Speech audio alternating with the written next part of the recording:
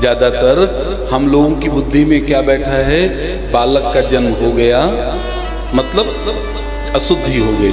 नहीं नहीं नहीं चला। और जहां अत्यंत प्रेम होता है ना, वहां घड़ी रुक जाती है साहब। भगवान के जन्म में पर्वत भी प्रसन्न हैं, हवाएं भी प्रसन्न हैं, वनस्पतियां भी प्रसन्न हैं, नदियां भी प्रसन्न हैं, सरोवर भी प्रसन्न हैं। ऐसा कह सकते हैं कि पूरी प्रकृति प्रसन्न है। मानस में भी लिखा है कि राम जन्म में सब प्रसन्न थे। प्रकृति का प्रसन्न होना बहुत जरूरी है और प्रकृति के साथ रहना भी बहुत जरूरी है। हमको किसी बहुत अच्छे व्यक्ति ने बताया है, हम आपको भी बता दें, 24 घंटे में कम से कम 1 घंटे हम सबको प्रकृति के साथ रहना चाहिए।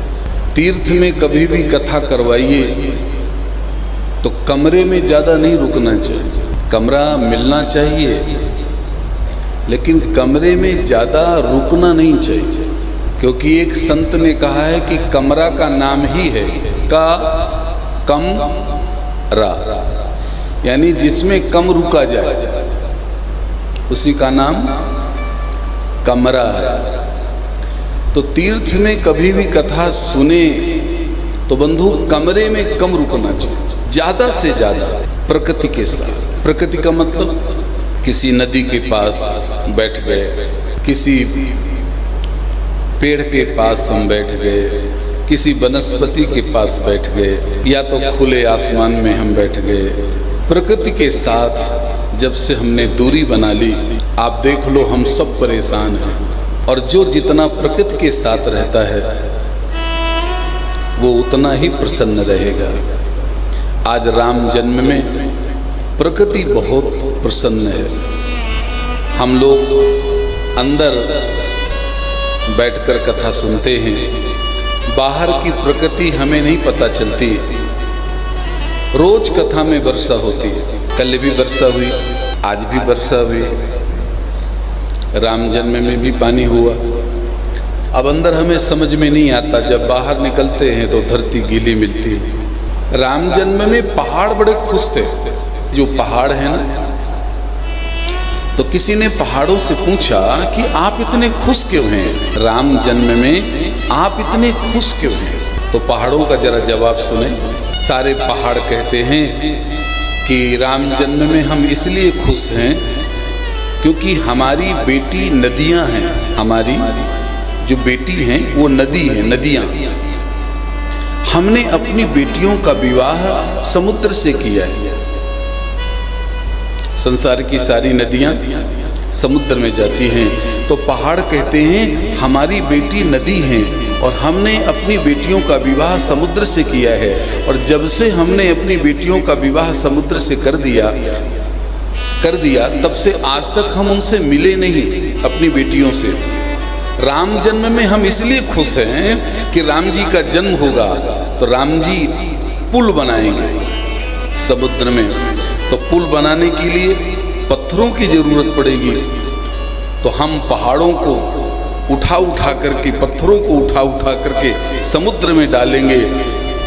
तो जब हमको उठा करके समुद्र में डालेंगे तो बंधु एक बाप और बेटी की मुलाकात हो जाएगी। जब भगवान हमको उठा करके समुद्र में डालेंगे तो हम अपनी बेटियों से मुलाकात कर लेंगे। हम इसलिए प्रसन्न हैं। खदानों से पूछा गया, खदानों तुम क्यों प्रसन्न हैं? तो खदान कहते हैं हम इसलिए प्रसन्न हैं कि हमारा नाम भगवान के पीछे लग जाएगा। रघुवंश मणि, भगवान का क्या नाम होगा? रघुवंश मणि। हमारा नाम भगवान के पीछे लग जाएगा, इसलिए हम सब प्रसन्न हैं। भगवान राम जी के जन्म में वन भी प्रसन्न थे। तो वनों से पूछा गया आप इतने प्रसन्न क्यों हैं?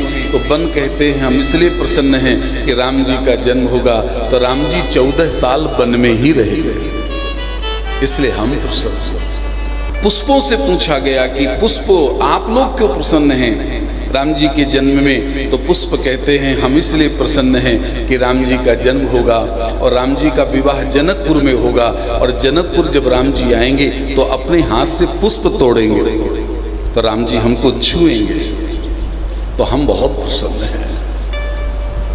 बंधु, संसार में ऐसा कौन है जिसको जो राम जन्म में प्रसन्न ना हो? क्योंकि जो तत्व दशरथ जी के आंगन में आए हैं वो कौन हैं? गोस्वामी जी कहते हैं जाकर नाम सुनत शुभ होई, मोरे गृह आवा प्रभु सो। और यही कारण हुआ कि महाराज दशरथ जी को जीवन में सबसे ज्यादा प्रसन्नता भगवान के जन्म में हुई। बंधु याद रखना, एक होता है सुख, और सुख से भी अच्छी चीज है आनंद, और आनंद से भी अच्छी चीज है परमानंद। आज महाराज दशरथ जी को सुख नहीं है, आनंद नहीं है, परमानंद पूरी मन राजा कहु बुलाए बजाओ बाजा। भगवान के जन्म में बाजा बजे, भगवान के विवाह में बाजा बजे। बंधु, बाजा वालों को पहले क्यों बुलाया जाता है? बाजा वालों को इसीलिए बुलाया जाता है कि मानो संसार में जो सबसे छोटे लोग हैं उनको पहले महत्व देना चाहिए।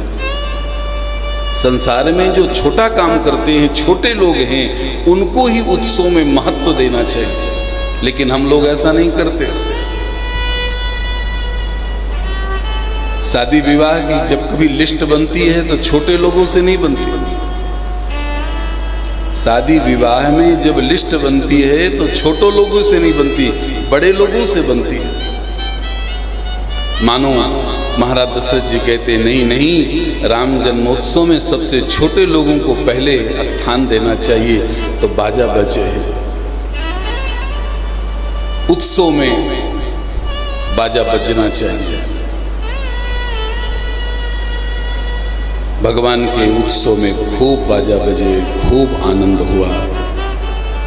बंधु, मानस में तो लिखा है ग्रह ग्रह बाज बधाव शुभ, प्रगटे सुषमा कंद। हरसवंत सब जाता नगर नारी मेरे वृंद। करी आरती निछावर करे। आहा, हमारे यहाँ परंपरा है नेछावरी की। यहाँ लिखा है कि राम जन्म में राम जी की नेछावरी करी गई। करी आरती निछावर करही, बार बार शिशु चरणनि पर। बंधु, बालक के जन्म में खूब दान करना चाहिए। एक बात निवेदन पूर्वक कहना चाहते हैं, जो हमारी बुद्धि में बैठा है उसको निकाल दीजिए। हमने जैसा पढ़ा है, जैसा सुना है महापुरुषों से, उसी को स्वीकार करिए। ज्यादातर हमारी बुद्धि में, सबकी बुद्धि में ये बैठा है कि बच्चे का जन्म हो गया तो सोवर लग गई, यानी अशुद्धि हो गई। ज्यादातर हम लोगों की बुद्धि में क्या बैठा है, बालक का जन्म हो गया मतलब अशुद्धि हो गई। नहीं नहीं नहीं, ये बिल्कुल गलत है। बंधु, बालक के जन्म होते ही अशुद्धि नहीं होती। जब तक बच्चे का नाल नहीं कटता तब तक अशुद्धि नहीं होती।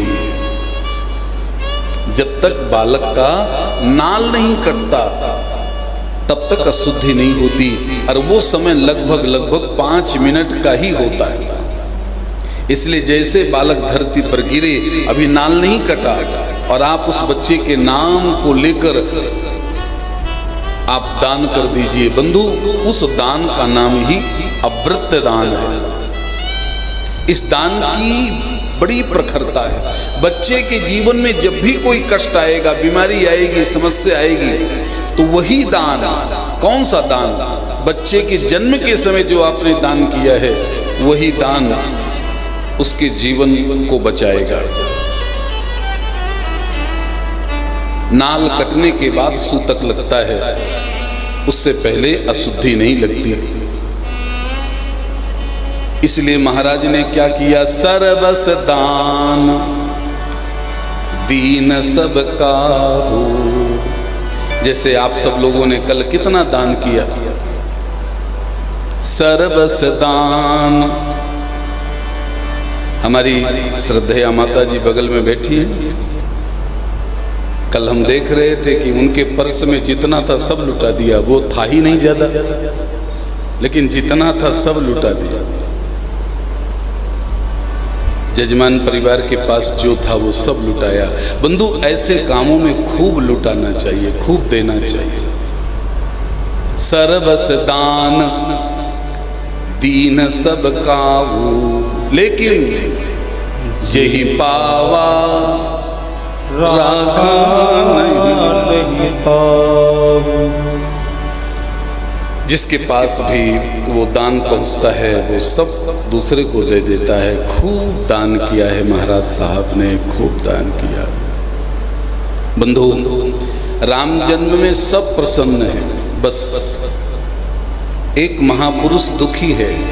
आप सब जानते हैं। बंधु, आकाश में जो चंद्रमा है वो दुखी है। चंद्रमा क्यों दुखी है? क्योंकि चंद्रमा इसलिए दुखी है कि जब भगवान जन्म लिए नवमी में, तो बंधु सूर्य भगवान आगे बढ़ ही नहीं रहे, एक जगह स्थिर हो गए। मानस में तो लिखा है कि 1 महीने तक सूर्य आगे बढ़े ही नहीं। मास दिवस कर दिवस भामरम न जाने को, रथ समेत रवि भाग्य निशा कवन विधि हो। 1 मास तक सूर्य अस्त नहीं हुआ, ऐसा अर्थ ठीक है? चौपाई के अनुसार तो यही है कि 1 महीने तक सूर्य अस्त नहीं हुआ। क्या ठीक है?